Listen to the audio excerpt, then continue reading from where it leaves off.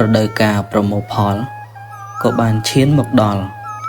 កម្លាំងខ្យល់បក់រំភើយមកពីខាងជើងពេលនេះស្រុកស្រែយើងនាំគ្នាច្រូតកាត់ស្រូវប្រមូលផលរៀងខ្លួនទឹកប្រឡាយដងអូបានរីងស្ងួតអស់ហើយអាកាសធាតុក៏ប្រែប្រួលជាក្តៅហួតហែងដោយសារតែខ្វះខាតទឹកដើម្បីស្រោចស្រពដំណាំក៏ធ្វើឲ្យបន្លែបង្ការមួយចំនួនដូចជាត្រកួនស្ពៃនិងគុម្ពស្លឹកគ្រៃជាដើមប្រែទៅជាក្រៀមស្វិតគ្មានសល់អ្វីឡើយសម្រាប់បរិភោគ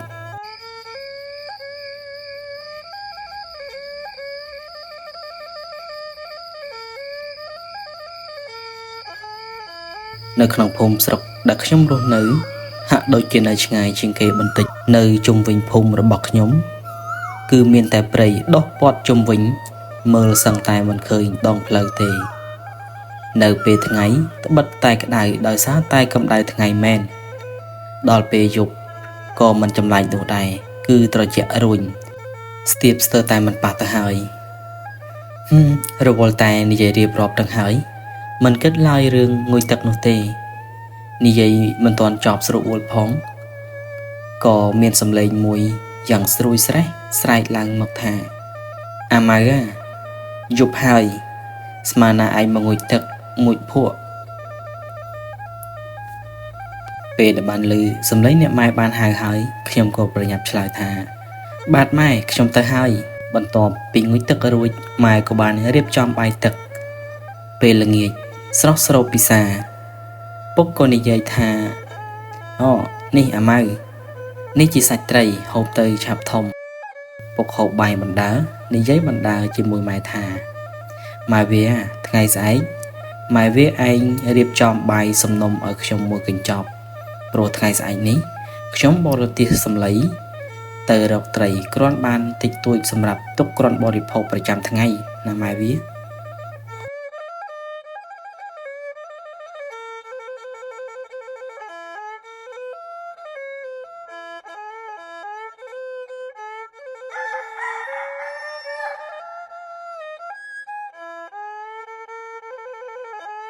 មេឃទើបតែរះពន្លឺភ្លឺស្រាងមនរងាវឆ្លងឆ្លើយគ្នាទៅវិញទៅមកមិនយូរប៉ុន្មានកងរទេះសម្លៃក៏បានបរចេញតាមដងផ្លូវលឺសូរងេតងត់តាមដីភក់ផ្អៀងចុះផ្អៀងឡើងម្ដងឆ្វេងម្ដងស្ដាំ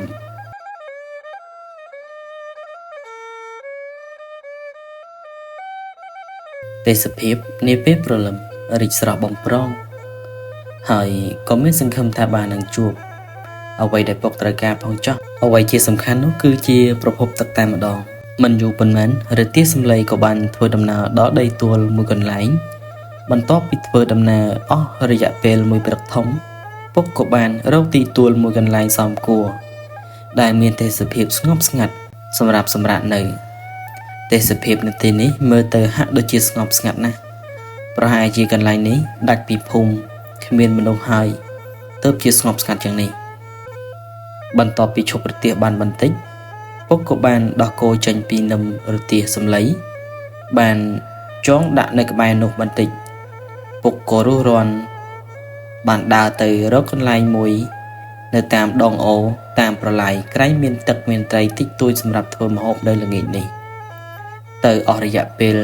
យូរគួរសមដែរគាត់ត្រឡប់មកវិញជាមួយនឹងត្រីមួយចន្លះយ៉ាងធំឯខ្ញុំវិញកំពុងតែអង្គុយបង្កាត់ភ្លើងចាំពុកមកវិញ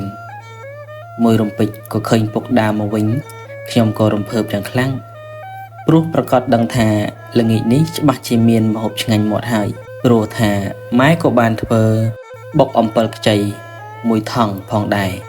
មិនយូរប៉ុន្មានក្លិនឈ្ងុយត្រីផ្ទក់ដែលពុកកំពុងតែអាំងជាមួយនឹងចន្លះឫស្សីធ្វើឲ្យខ្ញុំកាន់តែចង់ហូបហើយ